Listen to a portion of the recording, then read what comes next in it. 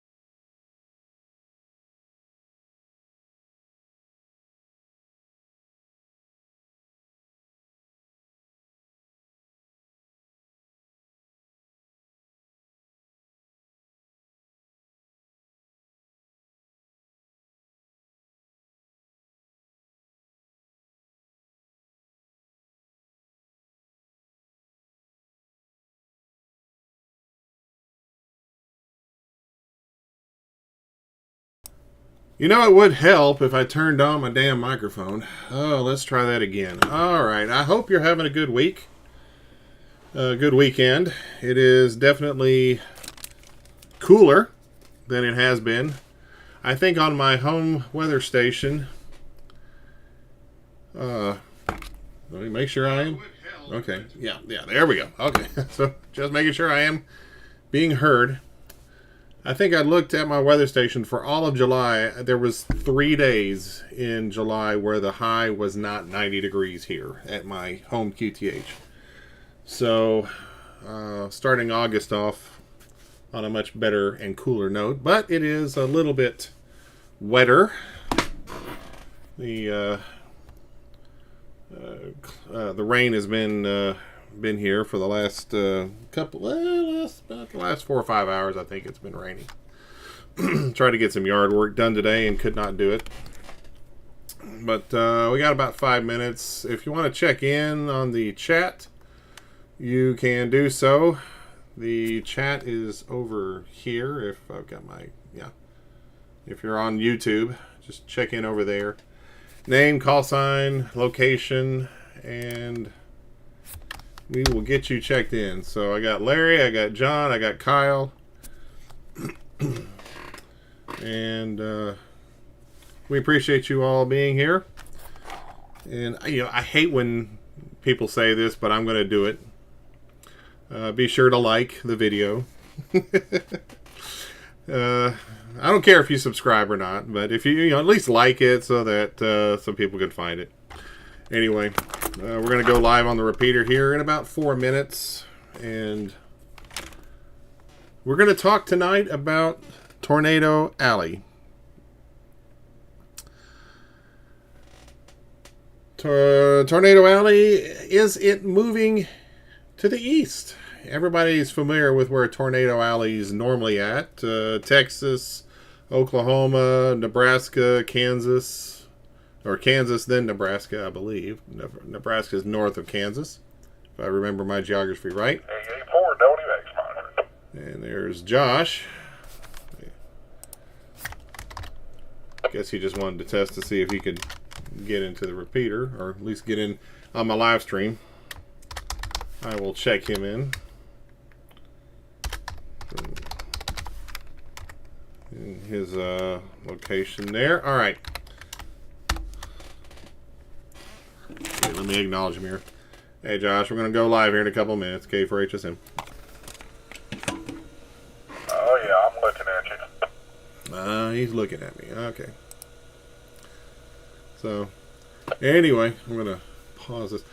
Hope you like the little graphic over here. No, over here. There. Okay, there's the graphic. So, I used it to cover up my mirror, my cloud-shaped mirror. So, because if I remove it, then you get to see me watching me. So that might be a little too distracting. So we're just going to block that off. So anyway, let's see. We got somebody from California. Hey, Brandon. Good to see you, and thanks for joining us tonight. Let's see. That is KO6ISM. KO6ISM. Wow. Lindsay, California. Thank you, sir. I did it again. But thanks for checking in, Brandon. And we have you on the list. And the other Brandon... Brandon Monroe, KG4QWI, is going to be giving a presentation tonight about Tornado Alley moving east. So stay tuned and check back with us here. Just got a phone check in. Thank you, Ken. KQ4DIJ. Formerly from Boyd's Creek, but now he lives up just outside of Columbus, Ohio. He moved on us, and so we miss him already. But thank him for checking in with us on YouTube, and Ken, hope you and Bonnie are doing good. All right, we're going to get started with the net here in a few seconds, so stay tuned. Stand by. Excuse me, I got to clear my throat. Me. La la la. She sells seashells by the seashore. Okay. Brandon JM is in there. Okay. Did I get you checked in, Brandon? I guess we'll find out here momentarily. All right, everybody, stand by. We will run the net.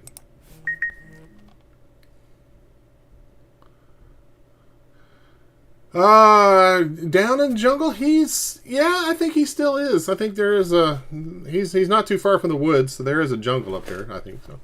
Attention all stations, this is Greg, K4HSM, assuming net control is WX4TYS in Knoxville, with the East Tennessee SKYWARN training net here on the 146.940 repeater. All traffic will be directed via net control. And in the jungles. This net is open to anyone and everyone. Tonight's net will consist of announcements and a brief training segment. We will take check-ins throughout the net. Are there any SKYWARN coordinators on frequency? And if so, please check in now and indicate whether or not you have announcements. This is WX4TYS. Net control, please copy Alpha 4, Whiskey X-Ray, Josh, Eagleton Village. Hanging out. Good evening, Greg. No announcements. Everybody on the net.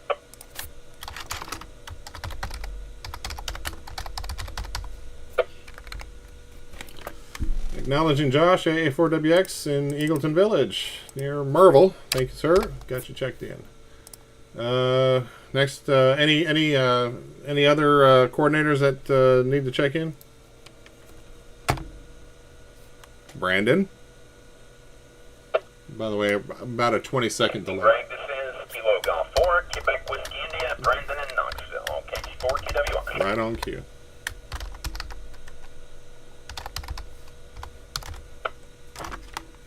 Acknowledging Brandon. Good to hear you tonight, and looking forward to the presentation. Are you ready to go on that?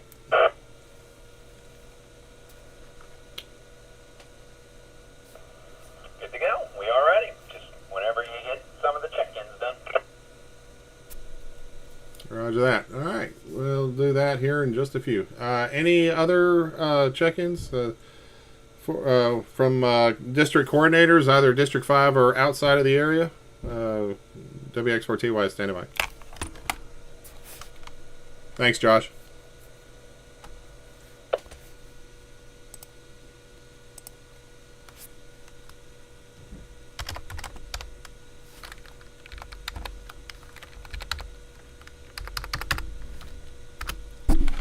All right, nothing heard.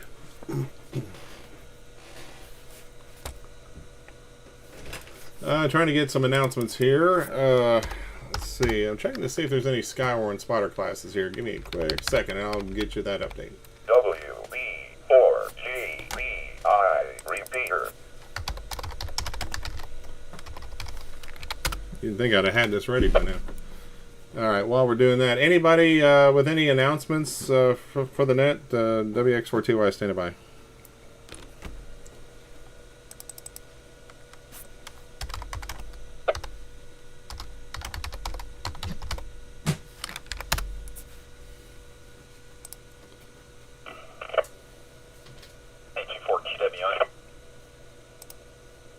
Yeah, just real quick.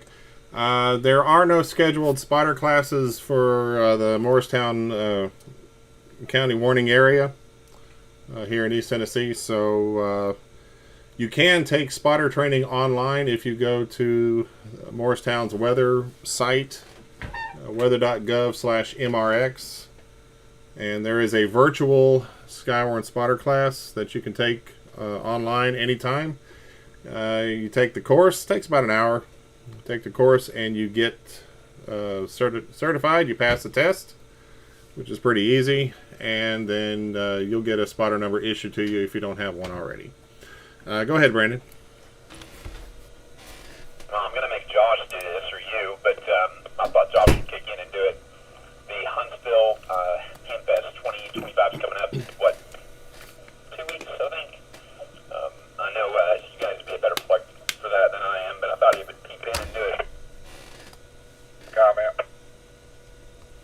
Yeah, go ahead. Yeah, that slipped my mind. Thank you, Brandon. Yes, Huntsville Hamfest is That was my coming wife. up 2 weekends from this current weekend. I'll check her in. So it'll be, I think it's the 16th and 17th, if I have my dates correctly. Going to be a great Hamfest. I actually interviewed the chairman of the Huntsville Hamfest on my YouTube channel Thursday night. Going to be a great time down in Huntsville, Alabama. It's 700 West Monroe Street, no relation to Brandon, in Huntsville, Alabama at the Von Braun Center. Tickets are $15 at the door, and widely considered the third largest ham fest in the United States. So going to be a great time, and we hope to see you down there. E4W expecting it. Thought it was the second largest. Anyway. All right, thanks for that. Any questions on that or comments? WX42Ys. Oh. Eric, if you're listening. All right, nothing heard. At this time, we're going to start taking check-ins. We ask that you check in one at a time. Give your call sign phonetically at first, followed by your name, location. And with that, we'll start taking check-ins again, one at a time. Call sign, name, location. WX4, TYS, standing by. Alphabet 4, Whiskey Yankee Charlie, Chris Barry Clark again.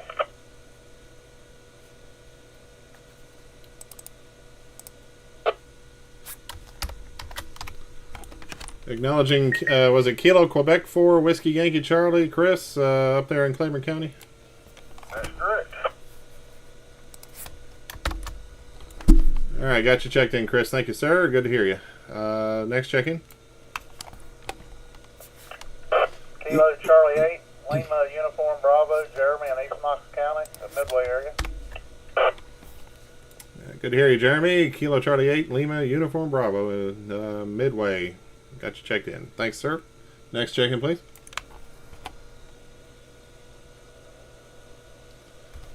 Kilo Bravo 0 Juliet Hotel, John in Carnes. Good to hear you, John. Up in Carnes. Glad to have you with us tonight. Kilo Bravo 0, Juliet Hotel. Next check-in. This is Kilo Golf 4, Golf Mike Uniform, PG4 GU, Norm, West Knoxville. All right, Norm, got you in there, and thank you, sir. KG4 GMU's checked in. Thank you, and appreciate you being with us tonight. And correction, yes, Ken, formerly from Boyd's Creek, is now in Delaware, Ohio, not Columbus, but it's just outside of Columbus. So I'll make that correction here in just a second. Next check-in, please.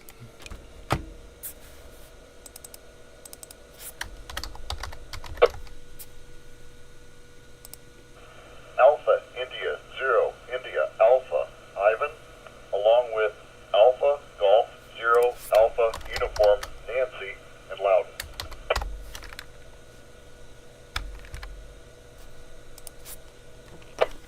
Okay, acknowledging AI0IA Ivan in Loudon, and was it Alpha Golf 0 Alpha Uniform? Is that correct? That's correct. All right, got you both checked in. Thank you, sir, and appreciate you being here tonight. Next check-in.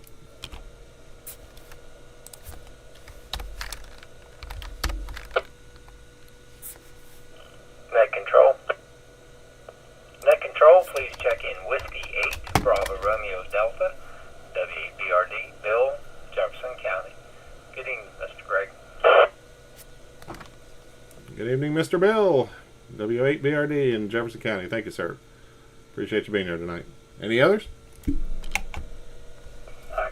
Quebec 4, Quebec Charlie Juliet, KQ4 QCJ, Caleb Tellico Plains, Monroe County. Well, Caleb, thanks for plugging the net on the mailing list and got you checked in. KQ4 QCJ is in there. Next, or excuse me. Thanks again, sir. Next check-in. This is Kilo 6, Oscar Kilo Uniform, KK6 OKU, Mike, currently mobile out of Kingston. Good evening there, Greg. Hey, Mike. Long time no here. Missed you guys on field day. I was trying to get down there and visit with you guys, but not enough hours in my day. But hope you had a good field day. You want to talk about that real quick?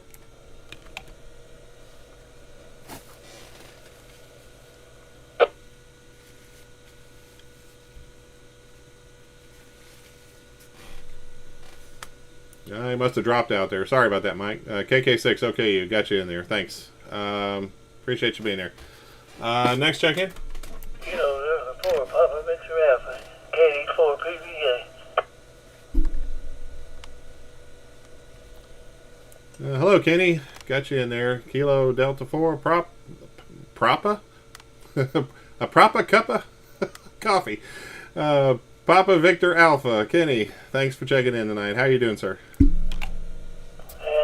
complaining, it's alright. Sitting around with the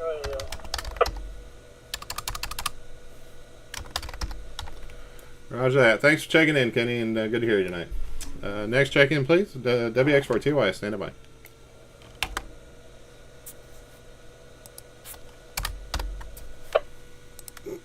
Net control, Whiskey 4, India X-Ray Sierra, Paul.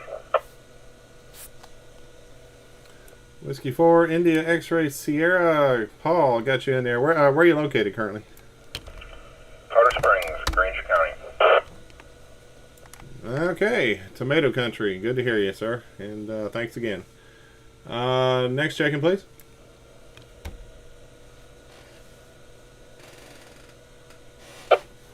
This is Whiskey 4, Delta Foxtrot Bravo, Jason, in the meth capital of what county? Eagleton Village. I resemble that remark, AA4WX. Did he just say meth capital? Anyway. All right, Jason. Thank you, sir. W4DFB checking in from Eagleton Village.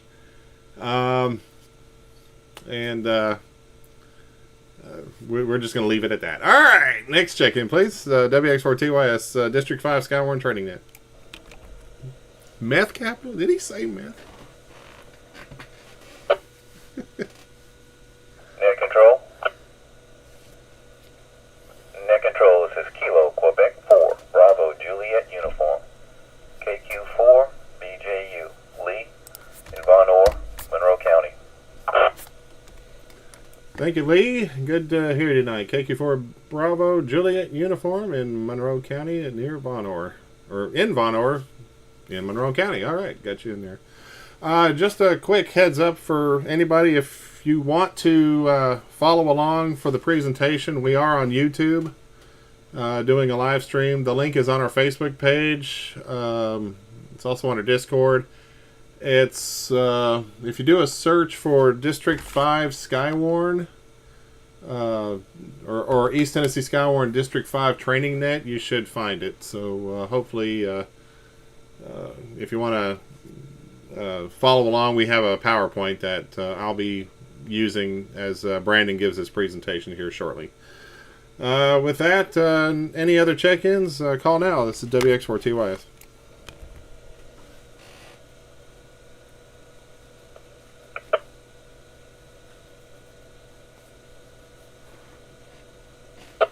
Heard something, but...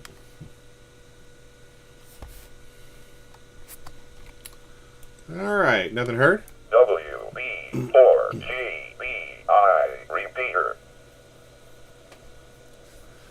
We will go ahead and continue on with the presentation. We're discussing tonight the possibility that Tornado Alley, as we know it, has gradually shifted a little bit over to the east. So what we're going to do, I'm going to turn it over to Brandon, and he's going to give the presentation. Brandon, let me know when you're ready to go.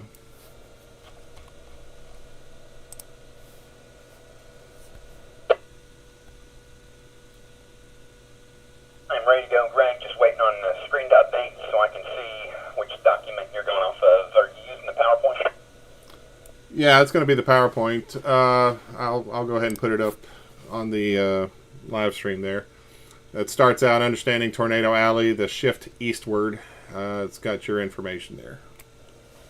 Hey, just a heads up, Brandon, that looks like the stream is probably about 20 seconds delayed, give or take, the A4WX.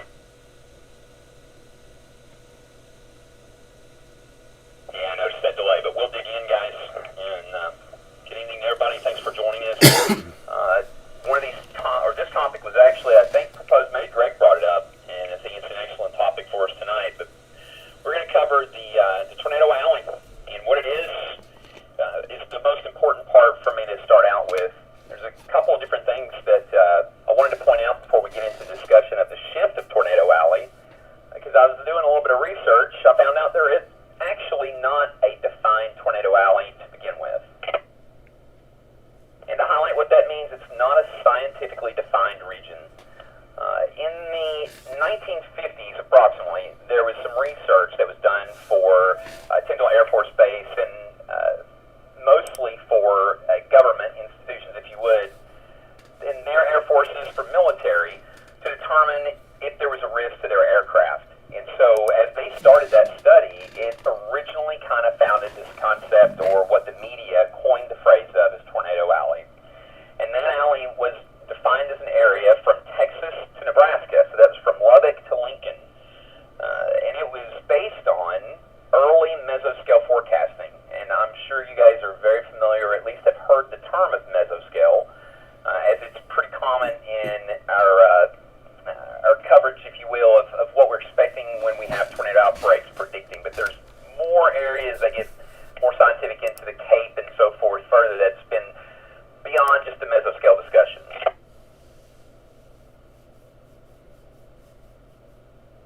Just a little history, as we already started into it. In approximately 1971, there was a Delta outbreak, which was one of the major tornado outbreaks that hit Louisiana, Arkansas, and Alabama. In 1974 was the Super outbreak, which struck the Delta and Dixie Alley, which is not the traditional tornado alley that was originally defined. That led to the recognition that there was other zones, such as the Delta Alley and the Dixie Alley, in addition to what was originally coined by the media a phrase of Tornado Alley. HSM. Go ahead, Greg.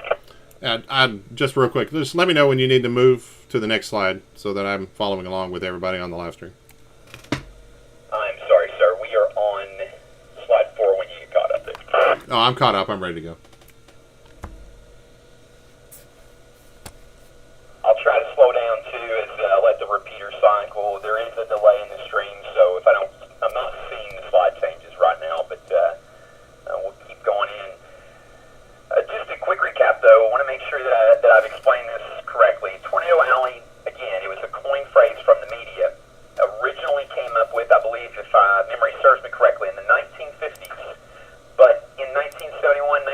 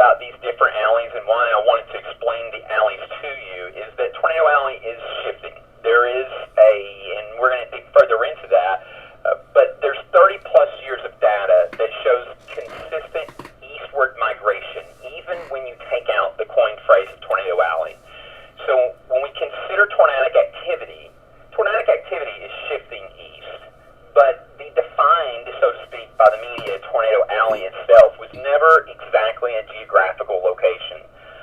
It's just kind of an understanding of it was the plain states where there was high visibility, and tornadoes were easily visible, chased, if you will, so to speak, and research was completed in a lot of those areas. But in the terrain that's more difficult, it was harder to do, and so those coined phrases didn't quite catch up, but it, from the very beginning, had more, or likely had more tornado activity and more fatalities than what the actual tornado alley itself did.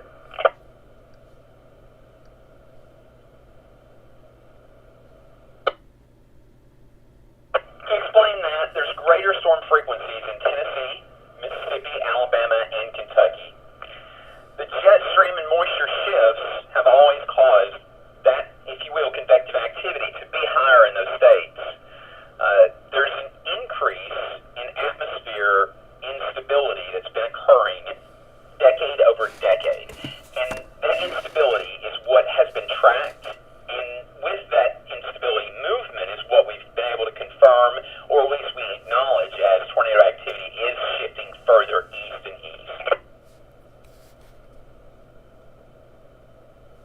There's one other thing that causes this shift in addition to the atmospheric instability, and it's the winter cold surges that's followed by the warmer weather sinking in. So the South has a unique pattern that the Midwest technically does not, and the Plain States doesn't experience as much as we do in the South, and that is the instant flip from going warm or cold to warm that creates this instability that produces, or it makes it more likely to produce tornadoes. It's just harder to track it on radar, and it's harder to have that visual aspect.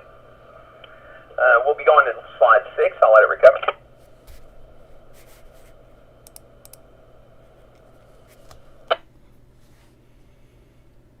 So tornadic activity has been increasing in the southeast of the United States, especially and including in Tennessee. The interesting thing is there's a decrease in the southern and central plains in tornadic activity and the severity of those. With those new hotspots, we're experiencing more nighttime tornadoes. That's how we've determined and defined that Tornado Alley is shifting eastward.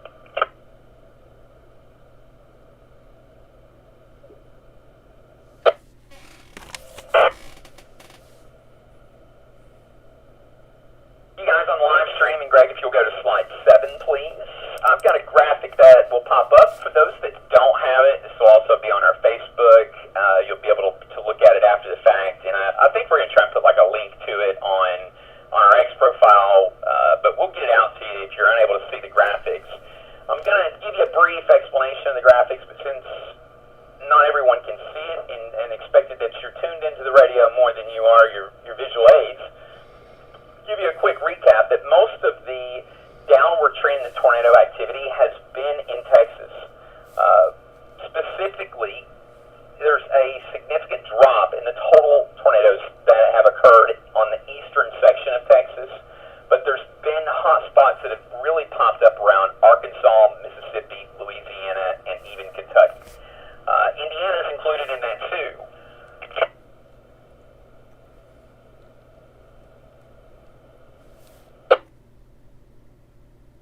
Greg will be on slide 8. When you guys have the visual, or if you can see the visual, in this visual there is the change in favorable tornado days that are per decade, starting from 1979 through 2022. And for those that can't see this visual, what it shows is the amount of days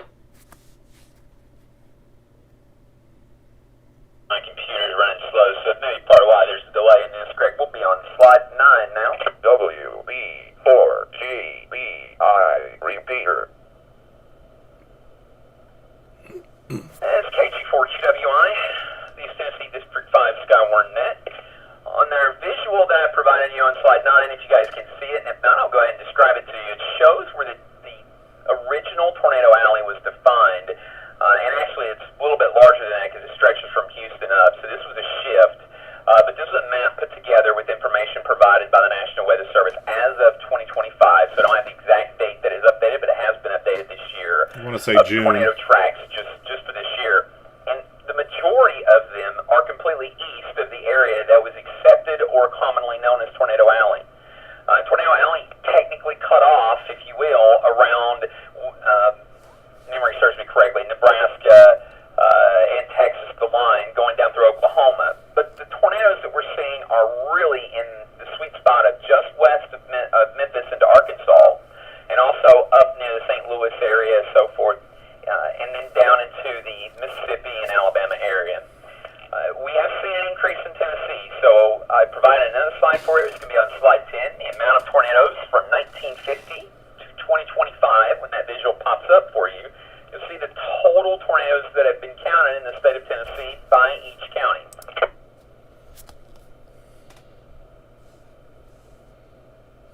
I couldn't fit everything into the PowerPoint in the slides here, and you're more than welcome to ask if you're curious where this data can come from, but these visuals are pulled, and you can also pull this, I believe, from GIS in Knoxville and do an overlay with the total tornadoes or severe storm damage that's been reported. However, there is a limitation to that. I will tell you, if you use GIS, it's a very slow website, and it is overlays that you have to build on top of each other. So it takes a while to aggregate all this data and put it together, especially about a long-term time.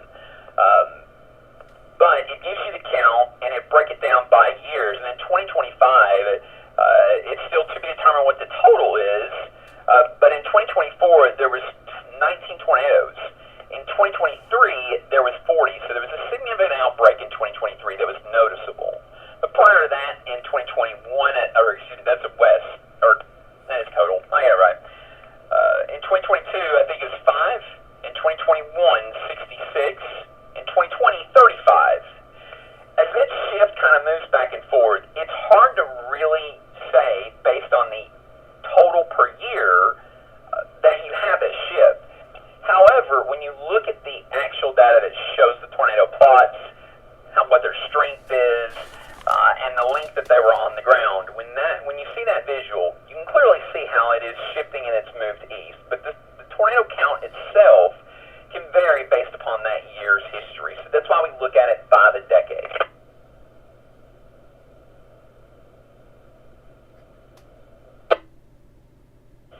So hopefully at this point, Greg, we'll be moving to slide 11. I've given you at least some convincing data that Tornado Alley has, in theory, the name of it, has shifted east. But technically it's the Dixie Alley and the Delta Alley that really where those tornadoes were more popular.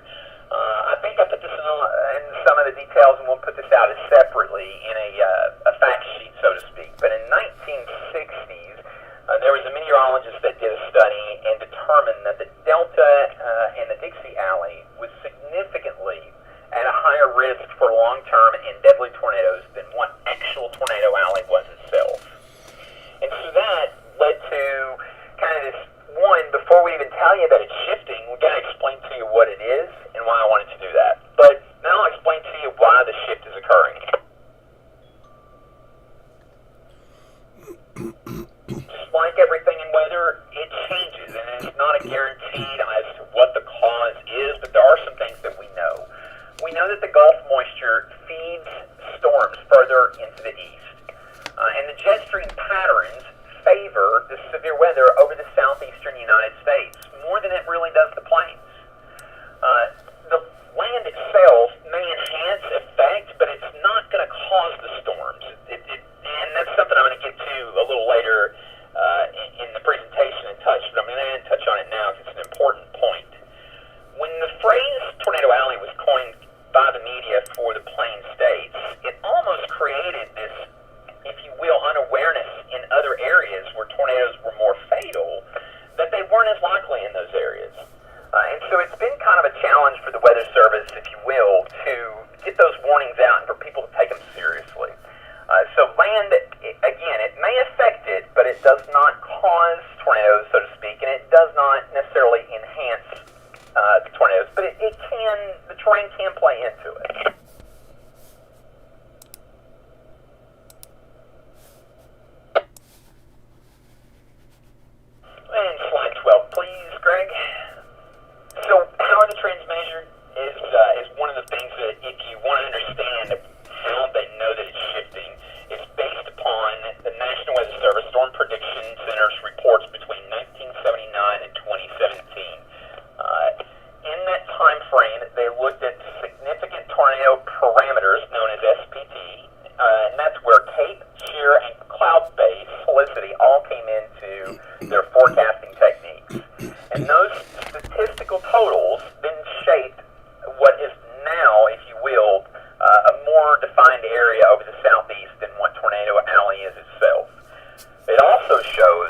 are trends moving.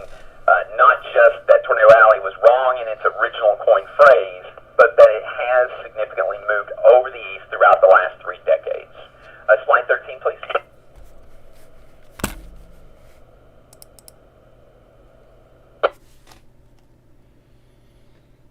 So some regional trends for you. Tornadoes are decreasing again in Texas, Oklahoma, eastern Colorado, but we are seeing increases, especially in Tennessee, Kentucky, Mississippi, Alabama, Indiana, and Illinois. Next slide.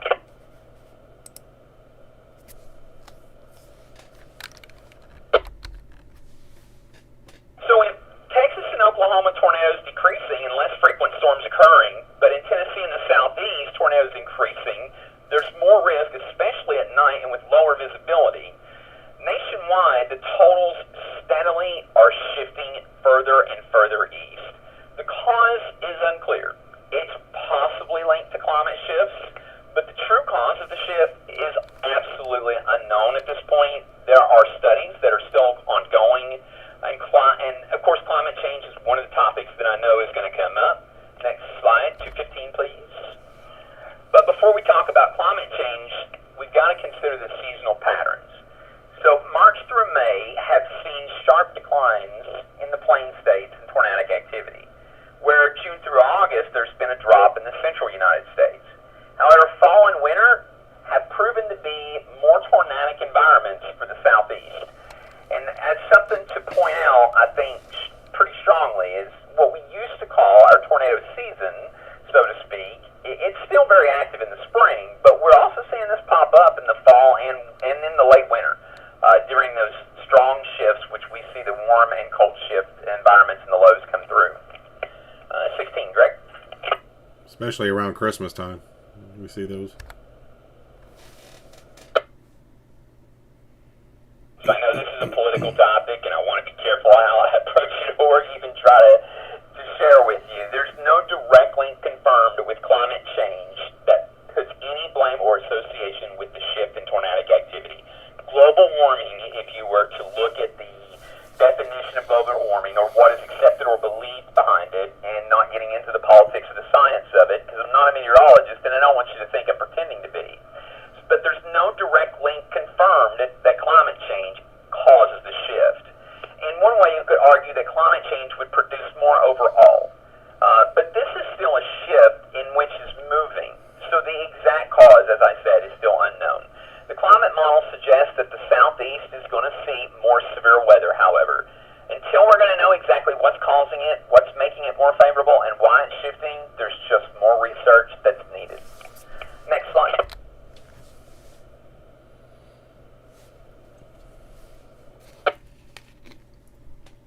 So why is this topic important to us? It's one of the things that I wanted to make sure that I introduced into tonight's conversation, and it's about public safety. And it's also about that coined phrase, which is why I like to repeat it as often. It came because there's an acknowledgement, so to speak, by the media of what was visible, what was commonly known, so to speak, in the plain states. But that created a perception that there was less frequency and less chance of fatalities in other areas. And that did the exact opposite of what we would hope would happen. In areas where the potential for fatalities was higher, there was less public safety acknowledgement or even awareness that these things could occur.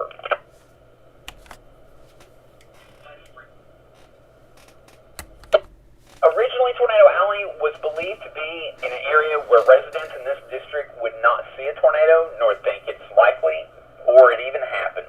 If you were to ask somebody that's been through a tornado or has had a tornado recently, most of them would tell you, and I've seen many media reports, we just never thought it would happen here, or we didn't know the severity of it. And there is a lot of, if you will, in the plain states and the area known, or if you has more that coined phrase, Tornado Alley, there's a lot of attention brought to that, and people know where their safe place is and where to go. So this raises a public safety concern that continues as tornado activity shifts east. And it's important for us to bring attention to it and for us to keep it at the forefront, because as it continues to move east, it means that it's going to lead to additional, if you will, tornadic activity in the District 5 area. For right now, we're still seeing it in the hot spot of Memphis to central Tennessee.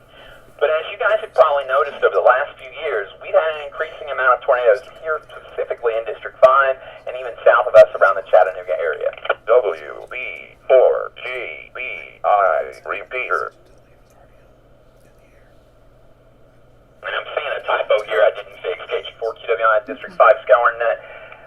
The alley that continues to move across the southeast. And I lost you. Yeah.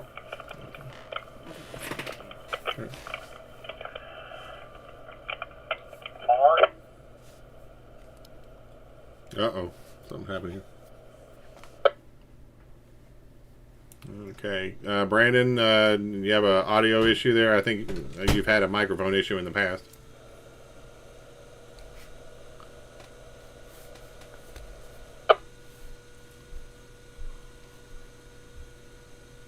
Am I back? Okay, we have you now. Did you have a microphone issue? Radio reset. Guys, I'm looking forward to this Hunts Playing Fest like you wouldn't believe. It's time for new radio. Think we're good to go. Okay, where did you stop at real quick? I was talking to my wife about something. We should be on public safety. Josh, catch us up. Did I leave off on public safety and the District 5 area and how it's been affected? On this not talk on HF, I picked up the wrong mic. Yeah, it's right where you were. Perfect. I thought I heard the beep when the radio decided to go crazy over here. So, Greg, we are on the correct slide. We're about to move to the next one, but just to recap here, and sorry about that, guys, the Tornado Alley that originally was believed to be, even in the plains in the Midwest of the United States, has shifted east. Right now, the hot spot is over Memphis, but if it continues this, as it has, decade over decade, shift in the eastern direction, District 5 is going to continue to see an increase in tornadic activity, and it is going to be for likely stronger storms and longer track storms. This is one of the reasons why the enhancement occurred to the original Fujita scale. There's also that increased atmospheric instability in which we talked about, but it's worsened year over year, and that continues to be a pattern. Although there's years where the season is not as strong, just like with hurricanes, there's years where it is strong. So when you look at it as a decade and 3 decades combined, in comparison, that shift is occurring. Alright, Greg, we're on slide 18.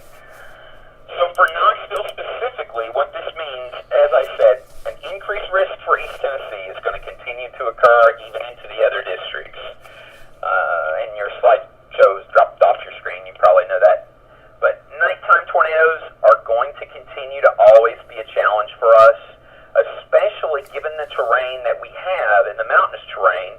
It's difficult to spot tornadoes on an approach. So in the plains, you have all these different variables of if it's nighttime, it's hard to see it. If it's rain wrapped, it's hard to see it. But here in this area, you add the terrain into that combination, and it's very difficult to spot a tornado. It puts our mobile home communities, which are very popular in this area, at a higher risk than what was once believed, and it's going to continue to be an increased risk. Certainly not everybody can just pick up and move, especially if you've seen the mortgage prices recently. So it creates a limited storm shelter availability problem. And as that continuation happens, it means that you've got to have a plan, you've got to be prepared for it.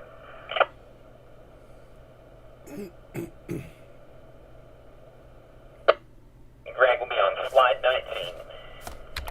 I want to point out, though, this is why that SKYWARN, if you would, actually had a role with the National Weather Service. To recap, again, Tornado Alley is not a scientific defined area, and it never really was.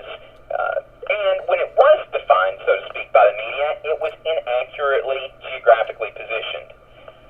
However, there is hotspots, and it's more of an oval, so to speak, over the United States, and as that shift continues to move, it's going to be important for the National Weather Service to have additional tools available to them in order to, one, they had to prove Tornado Alley wasn't in the exact right area to begin with, and that was based upon spotter reports. There's scientific measurements that are out there that's assisted with weather stations that are deployed in addition to airports as they've grown, and as population has increased in the south with some density, we had more reports. But those reports weren't always easy to confirm. And so in the 1960s, the meteorologists did question whether or not the plains truly was a high-risk zone, and those spotter reports have assisted since then to confirm not only that there have been tornadoes in areas that radar has sometimes trouble seeing due to its penetration, but also because the terrain makes it hard. And their surveys began based upon reports of tornadic activity that they were unable to confirm on radar, so they would go out to complete that survey, and based on the damage, confirm that in that actuality it was a tornado even if it was not visible. So SKYWARN's played a vital role in verifying this data and reinforcing the emerging climate findings and the changes that are still occurring today.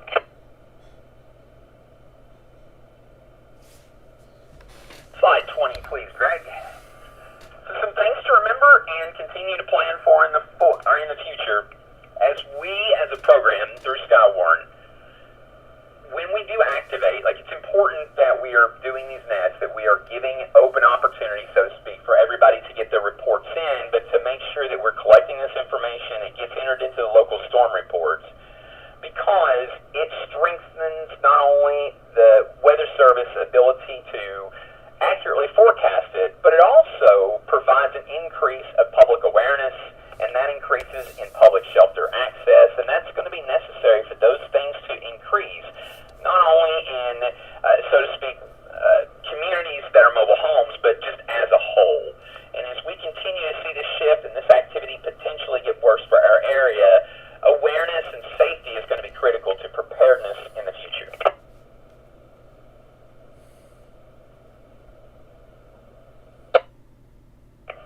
Amateur radio operates, or it offers, if you will, this opportunity, and as it operates through the SKYWARN program of emphasizing the importance of not only the observations, but the detection that's occurring and verification, and all of that drives that community awareness programs. So I like to just take the moment, put a plug in on how SKYWARN is important, how it's, if you will, assisted, evolved severe weather, and in the community, how they respond to it. We know a lot of people listen to these nets that are even non-amateur radio affiliated, and they rely on some of this information. But a lot of people also kind of see weather emergencies, or if you will, the weather alarms from no weather radio as too much or doesn't apply in their area, or often they get a warning and they don't see something happen. Its feedback has been challenged for years, and it makes it difficult to keep that awareness up. Because it's issued, the warnings are issued by county, and I know we've talked about that on a recent topic, but we're going to continue to see increased activity. It's this awareness and the discussions of topics like this that I think will help ensure that we're prepared and that people understand why that we're raising the red flag a bit on the caution that it can occur in your neighborhood. G4, QWI, if you will. Greg, drop us to slide 21. And with that, guys, I'm going to open it up for questions. I know it's a whole lot to cover. I hope that I brought it to you at a non-scientific level, an area that kind of makes sense and has a factual, if you will, basis to it, but also one that's not a whole lot of math and confusion that just adds to it. Again, just want to make sure that everybody has a firm understanding that Tornado Alley itself, technically, was not a geographic defined area, but tornadic activity itself continues to shift east, and that does put us at a greater threat. Let me see what questions there is, and I'll see what I can answer. Comment, AA4WX. Go ahead, Josh. So, your presentation brought something to mind, and it's a pet peeve of mine, and it drives me nuts. And when I worked in broadcast media, I was very familiar with on-air talent, but it was a pet peeve of mine. Specifically, the frog-driven mothership. Sorry, Tim, I'm going to say this, but you all the time you have these media personalities get on TV or the radio and say, well, the plateau will break it up. The plateau protects us. The plateau. That's not 100% true. We've seen that time and time and time again. And considering the shift of Tornado Alley, I think that makes that statement even less true.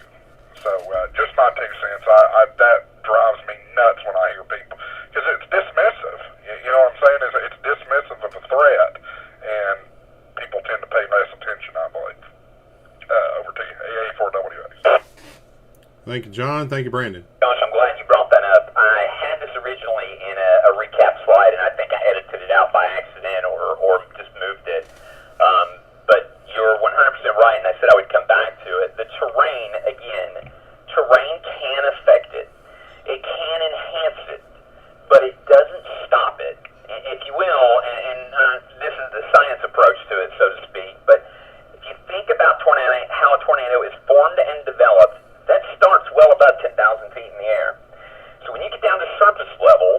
very little that's going to change what's happening in the atmosphere that drops that tornado. You've got to have, and I know Josh knows this, and most of you guys spotters know it, you've got to have cloud heights that are up into 20, 30,000, 40,000 feet range in order to have such a strong updraft that's pulling this air that rapidly to those depths. So when you think about terrain, I just would challenge you on that aspect. When you think that something between you and where the tornado may come from is going to block it, remember, all this is happening up in the sky, and there's no trees, no mountains high enough that's going to block that for you. H4QWI. Any other questions? Good job, thank you. WB4GBI repeater.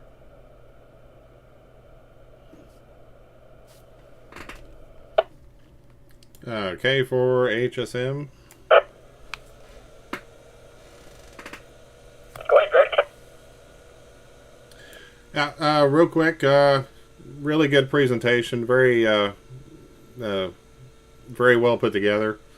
One thing, and I've, going back to Josh's comment there, I often have that impression that the plateau does affect some of our weather. I don't think it's a deterrent, or it's like a big brick wall, but I do think there's been several times where it's given a deterring factor in severe weather formation. But another thing about your tornado alley shift to the east that I wanted to bring up, and you did sort of discuss this on, I believe it was slide 19. I'll move it back for those of us here that are on the live stream, that the technology that exists now, is way more advanced than it was in the 1950s and 60s when Tornado Alley was first coined, Tornado Alley, Dixie Alley, etc. So would you agree or disagree, or would you consider that the technology that we have in Doppler radar, the fact that more instant technology, cellular technology, the computer and internet generation, if you will, has contributed to more of these tornadoes that may not have been spotted or may not have been reported back in the 50s, 60s, up to the 80s and 90s. That the technology that we have now is giving more leeway to this impression that Tornado Alley is shifting to the east. K4HSM. I hope I explained that correctly. I'm so glad that I have you guys to help me, because you're absolutely right. There are a few things that I feel like I rushed through here and may have missed, and I'm glad you brought this up. This is part of why determining if Tornado Alley has actually shifted, or if you will, the production of tornadoes and the frequency of tornadoes has shifted, and it is a variable that is somewhat, if you will, unable to be verified. You have new technology with radar that gives you 3D imaging in the more advanced radars and the upgraded radar versions. You guys will probably remember, if you've been around and you studied weather for a while, that many years back they shut down several of the Weather Service offices and they reduced the amount of radars that were there. And I know we covered that on a previous net, but they did that because of the enhancements of the ability of the radar. So that alone increased the accuracy of forecasting, in addition to the fact that once several, if you will, storms had been reported as possibly a tornado, and the Weather Service went out and did their research, their study, and field surveys, confirmed that it was based on damage. That allowed them to calibrate, so to speak, what the radar would reflect in that particular terrain, and that would indicate a possible tornado. Coining, if you will, the phrase of why the Weather Service says, and radar indicated possible tornado, because they don't have confirmation that it's on the ground, but based on previous storms in that terrain, it could occur or it is occurring. There's a couple of things that come into play here. And I hate to use ring because ring is ring, but they were the founding, or if you will, the most popular home security cameras that came out with doorbell, and so forth. One of the things you'll see anytime a significant weather event occurs is some type of home security camera play of that incident. And you also probably have noticed it seems more frequent when we see people that are looking at severe weather stand with their phones, instantly grab it and start recording video until they realize they're in trouble or they're in danger, and then the panic kicks in and you can watch them kind of panic and run to I gotta get this on Grab TikTok. your phone and record it became so popular that it's allowed. I mean, it's dangerous. Please don't do it. We've covered that. I want to ensure I emphasize it. But at the same time, those videos and those pictures have allowed for the Weather Service to not only take our spotter reports, but then they started receiving all the social media reports, and it enhanced their ability to confirm what they're seeing based on the video.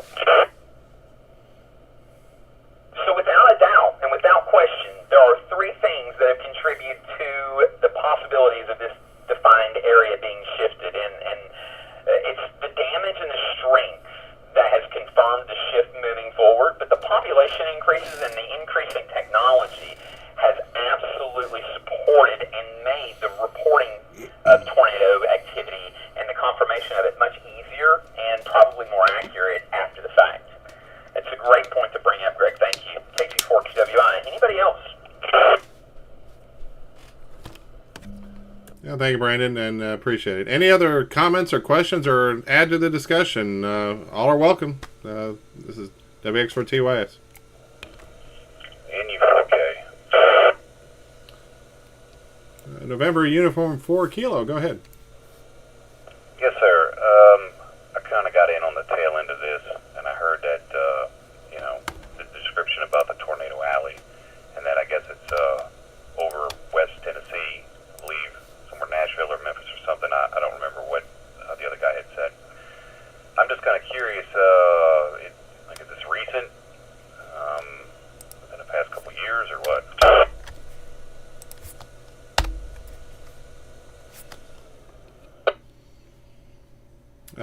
Brandon, if you want to go ahead and take that. But yeah, we were talking about how, again, I understand you joined late. That's absolutely fine. The Tornado Alley term was coined back in the 50s, and it was basically from Texas northward towards South Dakota, or towards the Dakotas, actually, not just south. And how it's kind of gradually shifted. There's been some data that we used in our presentation. We have a live stream going, and we're doing a PowerPoint as well.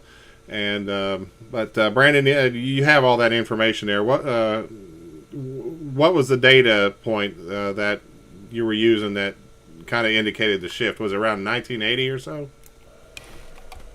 Yes, the Tornado Alley, and again, I appreciate the questions because, one, it's hard to try and condense all this into the time limits that's reasonable, and two, provide contextual information where it makes sense. Again, that defined area was made by the media, not by meteorologists, and it was just based on visible tornadoes that occurred, and they were easily visible because of the flat terrain. But what we know when that was created in the 1950s is there was significant tornado outbreaks that happened in the 60s and the 70s that proved Tornado Alley was never the largest threat at all. It was over the Delta Alley and the Dixie Alley. So kind of the Ohio Valley, and then, if you will, the Deep South. It wasn't until after, so to speak, the 1970s moving forward, they did 3 decades of research, and over 3 decades they saw the length that track of the storm, the intensity of the damage, so to speak, and the wind speeds picking up, where when they started plotting those on GIS mapping, that they saw over the decade that there was a continual shift moving east. Hopefully that answers the question for you. But if not, let me know and I'll try and answer a little better. Yes, sir. That was it. Very interesting stuff. I appreciate it. NU4K. All right, thank you, David. You're here in Knoxville, is that correct? Yes, sir. All right, just wanted to confirm it. Appreciate you, sir, and thanks for checking in. Any other questions or comments or discussion to this? WX4TYS.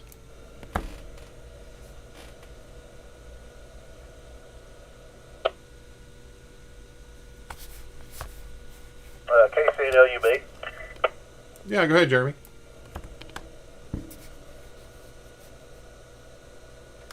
Hey, I was just curious. I lived down in northwest Florida for about 7 years, and they talked about Dixie Alley all the time down that way. I was just curious, is the trending of it moving east to the zone they call Dixie Alley, is it trending east too, or is it's staying pretty well where it is? I've still got family that lives down that way too. Back to net, KCWB. Yeah, go ahead, Brandon.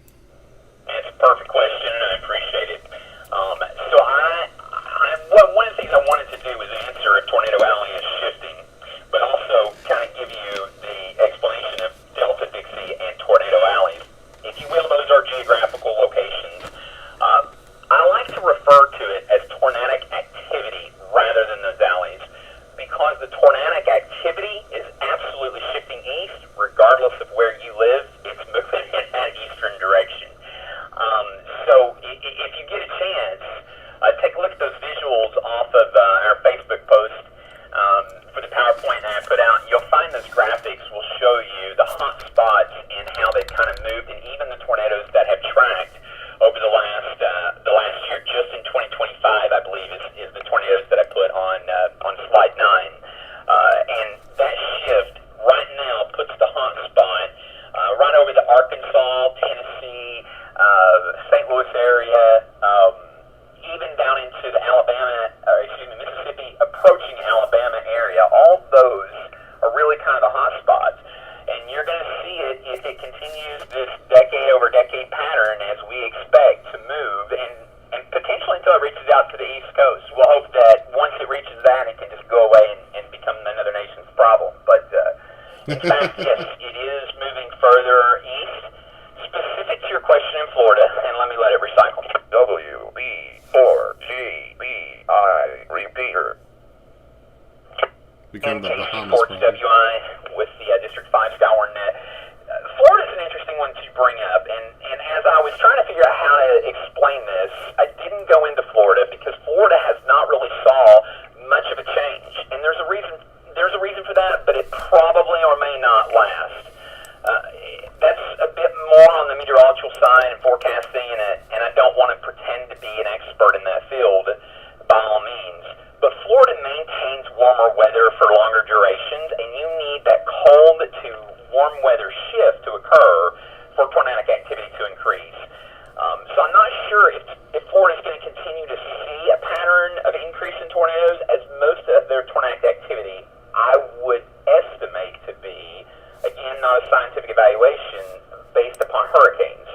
So I don't know that there's data to support whether or not Florida is going to be affected, but certainly it shows that if you will, tornadic activity is moving into Georgia and over into South Carolina and North Carolina more frequently. Hopefully that helps answer the question.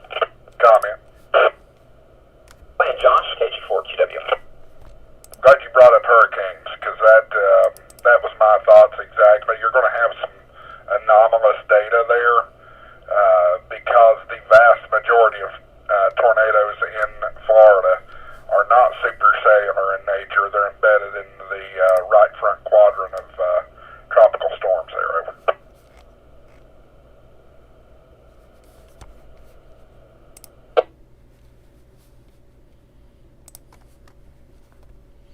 Florida tornadoes from 1950 to 2022. That's perfect. Thank you, Josh. I felt confident in the answer, but again, I don't want to pretend to be a meteorologist or an expert in it. It's not something that scientifically I can give you certainty upon.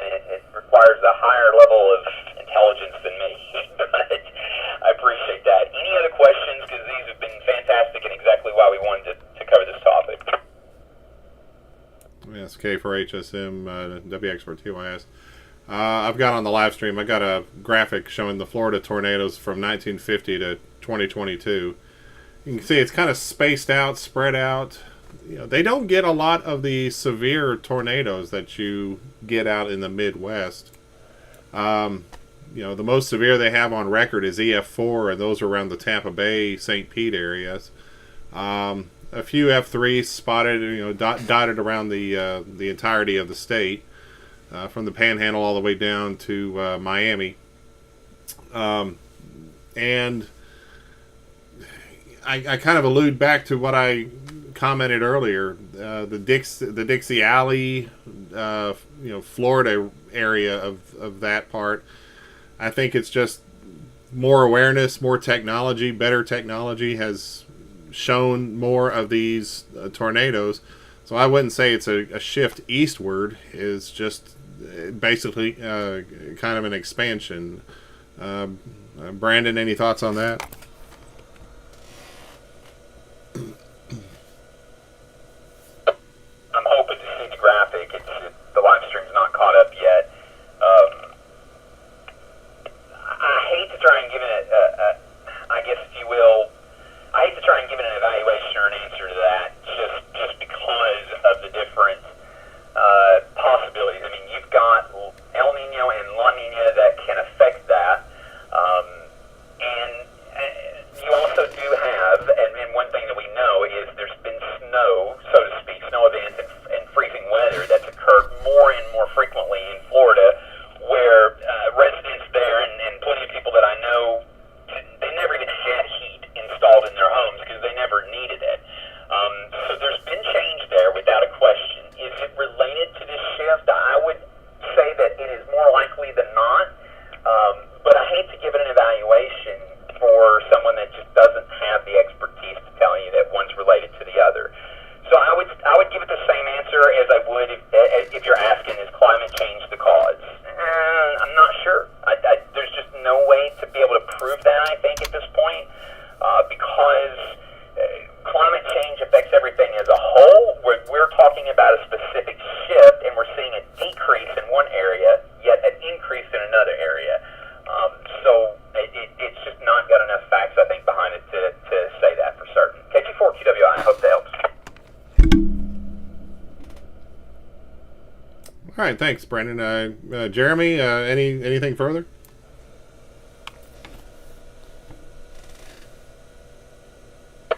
No, that's about it. The area I lived in when I lived down there, they called it Lower Alabama because we was really more below Alabama, almost to Destin areas where it was. But they did get some tornadoes there. But you are right, exactly right about the hurricanes. You know, the upper right quadrant. I mean, them things come in there, they'd wreak havoc, and there'd be more than one storm in them. You know, because it's such a strong low pressure system. You know, it would.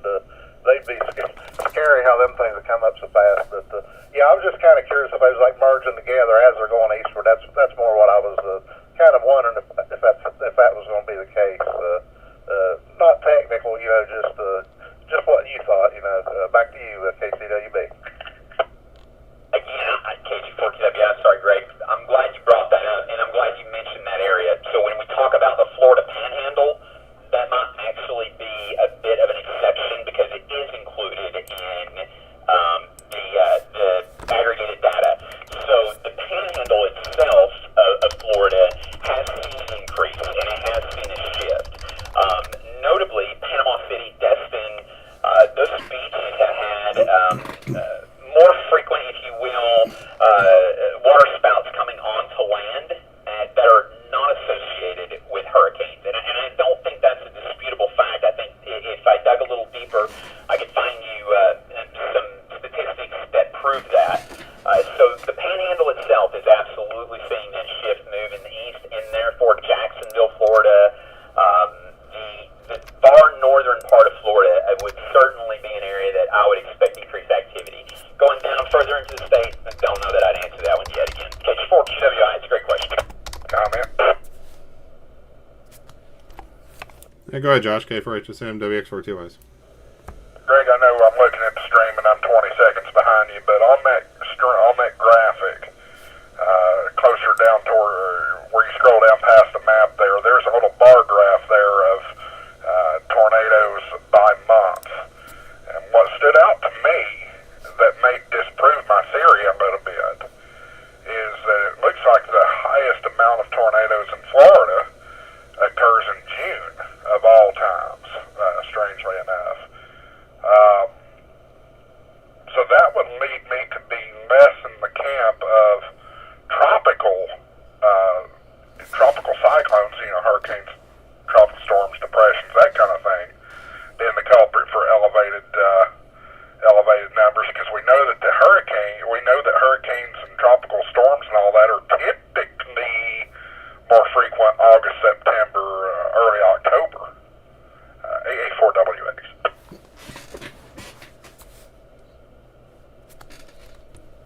Yeah, hurricane season is typically like, I think, end of July to middle of November, I think. Although hurricanes have occurred outside of those boundaries. But, yeah, interesting. Brandon, anything to add to that? Yeah, the first thing that came to my mind is, should we do, I mean, if we were in Florida, I think I would want to question if hurricane season is moving. Why do you want to live in Florida? Shift in that, because even though technically hurricane season I don't think it started in June, it is the increase in summer frequency as the temperature increase. That directly probably is related to climate change, global warming, if you're under that belief in science. I'm not trying to go down that rabbit hole if you don't believe in it. I don't want to contest it, but there may be a shift there in hurricane activity that could play into it that may still have a tropical factor to it. But overall, I mean, since we know that the instability in the jet stream itself continues to move in the eastern direction, it stands to reason that Florida will see that increase. And Florida is also that state that kind of sits out there by itself. You know, so the only comparison in the United States that would be accurate to it would be Texas, or maybe west, in California, the extreme south of it. So it's hard to do a state-by-state analysis or a track analysis because they don't track tornadoes over water. And I hope that helps explain why it's just a little difficult to put an exact statistical form on Florida. It is Florida's Florida. KG4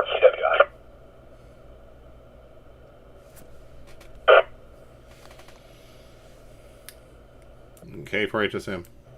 As WX4TYS, I've got a graphic up showing the average hurricanes, the number of storms per 100 years, and seems like the peak is around September 10th. They've actually had some in May all the way to the end of December, so that's pretty interesting there. Thanks guys for that conversation. Real quick, anybody else want to ask questions or contribute? It's a great time to do it. WX4TY, standing by. AA4WX final comment. Yeah, go ahead. There's a little uncertainty on the technical hurricane season a moment ago. NOAA, National Hurricane Center, defines the hurricane season, Atlantic speaking. I don't know anything about Pacific, but Atlantic hurricane season from June 1st through November 30th. That's the official there, but that's just like tornadoes, they can happen really about any time.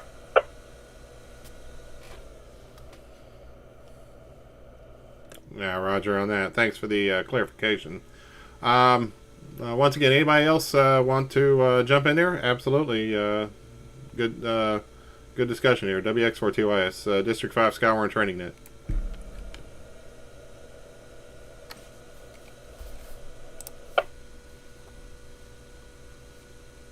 Alright, nothing heard?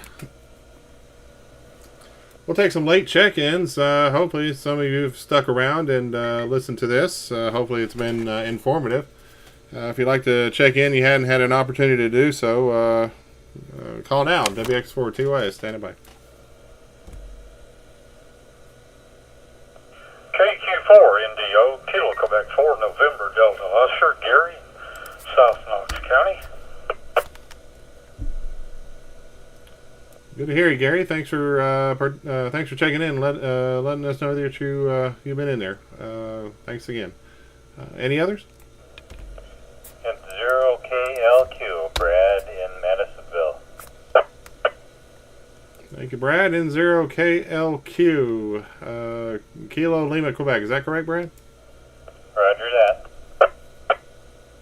All right. I'm sorry. I didn't catch your location there. Was it Madisonville? Roger that. All right. Thank you, sir. Appreciate it, and appreciate you letting us know you're out there. Any others? Any other check-ins, late check-ins? WX4TYs. Whiskey Delta 6, Echo Victor Tango, Roger in Sevierville. Thank you, Roger. Good to hear you. Whiskey Delta 6 Echo Victor Tango. Got you in there from Seville. Hope you're doing well tonight. Any others? Whiskey Quebec 4 Echo Alpha Sierra. Pete over here in Lenore City. All right, Pete, got you in there from Lenore City. Whiskey Quebec 4 Echo Alpha Sierra. Thanks for checking in tonight. Good to hear you. Any others?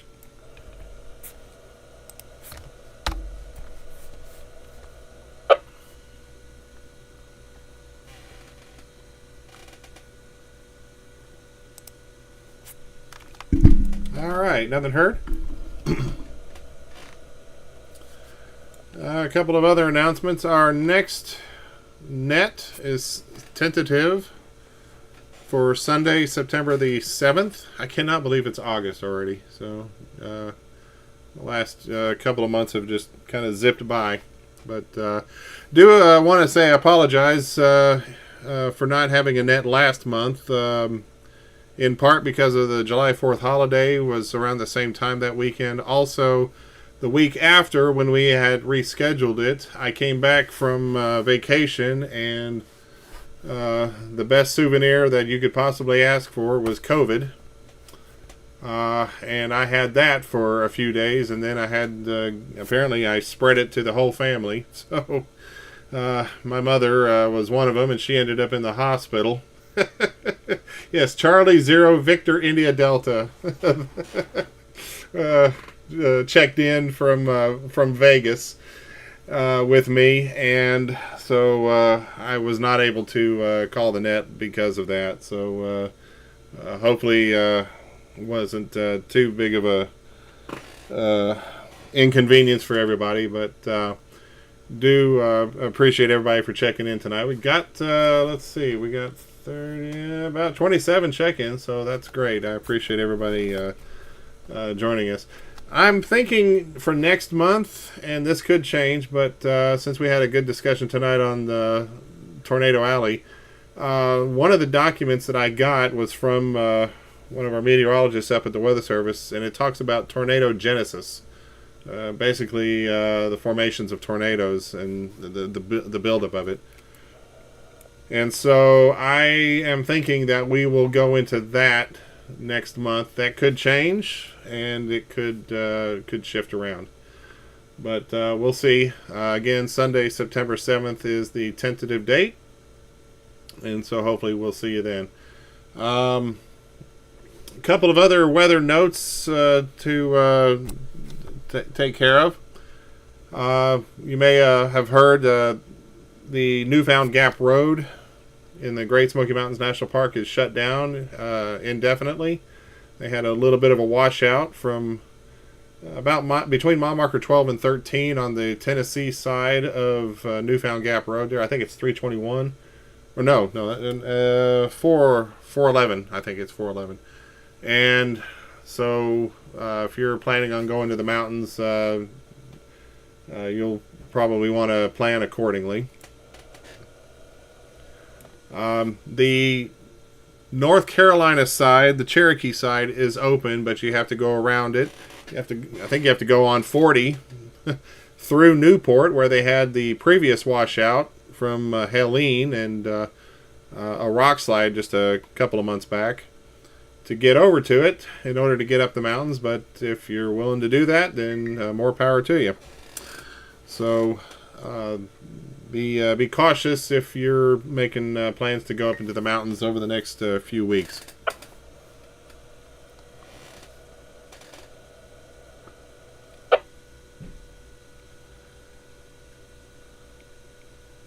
And with that, I will take another standby for any late check-ins or late announcements or late discussion on the topic. This is WX4TYS.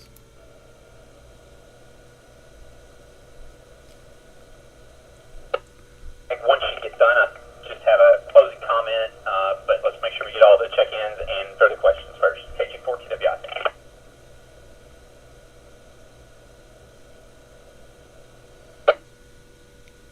All right, yeah, thanks, Brandon. Last call, WX4TYS. For alcohol? No, sorry. Wrong net. All right, nothing. Go ahead, Brandon. I dropped this in Discord and on the Facebook group too. I just want to thank everybody for checking in, that participated, listened, even if you didn't check in tonight. I do think we went a little further on time than what I was expecting to do, and we'll try to tweak that in addition to building some breaks in for check-ins during the training in these longer sessions. But as we add these visuals, it's kind of a new element for me to do that on radio. So forgive me as we adjust and kind of tweak that a bit. But offer your feedback and suggestions, because what we're trying to present to you guys is a topic or topics that we feel pretty comfortable with or very familiar with, or we become comfortable and familiar with it by reaching out to our experts at the Weather Service for help. But how it delivers to you is something that's unknown unless we get your feedback. So please share it on the Discord group or the Facebook group. We'll take that into consideration and get it to you the next way. But thank you again for allowing me to present this, and hopefully it resonated and provide good information. KG4 QWI, have a wonderful night. All right, thank you, Brandon. I've got your contact email up on the screen as well. And no problem going over on time if it's a healthy discussion. I think there was the previous net. I think when we were talking about flooding, I thought it was going to be a quick net, but the feedback on that, we had an almost 2-hour net, so absolutely no problem on that.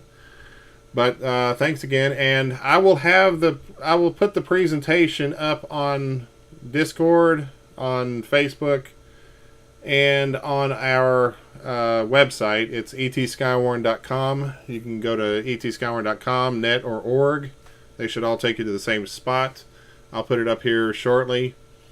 And I may even put it on Twitter. I think I still can get to the Twitter account, or X account. So keep our social media flowing there. But with that, we will go ahead and start wrapping things up.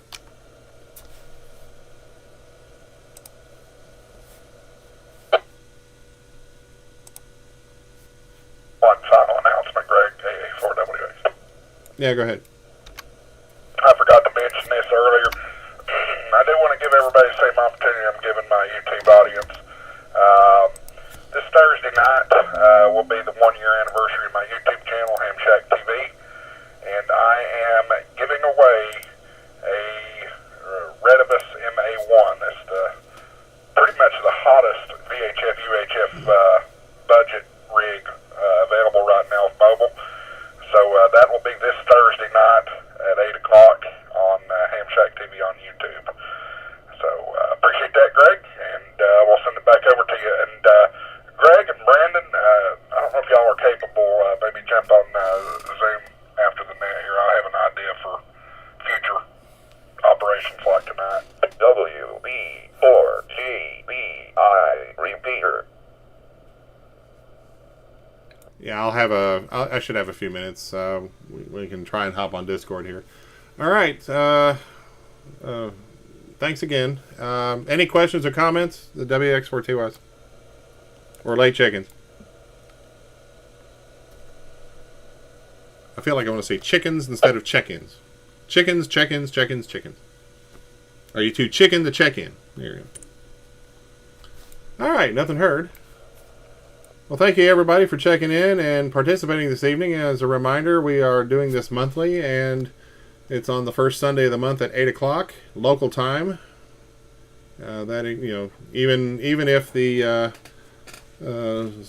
we spring forward or fall back, so it'll be at 8 o'clock local time, Eastern time, here on this repeater. The next net again, Sunday, September 7th. And this is WX4TYS. We're closing down the East Tennessee SKYWARN Training Net at 9:21 local time. I want to thank Tim Berry, WB4GBI, the birthday boy, for use of his repeater. Again, be sure to check out our websites. Again, etskywarn.com. And I'll have all the information posted here later tonight. As soon as I can, actually. And we are now returning... We're now repeating the return to normal use. This is K4HSM. Thanks again, everybody, and have a great night.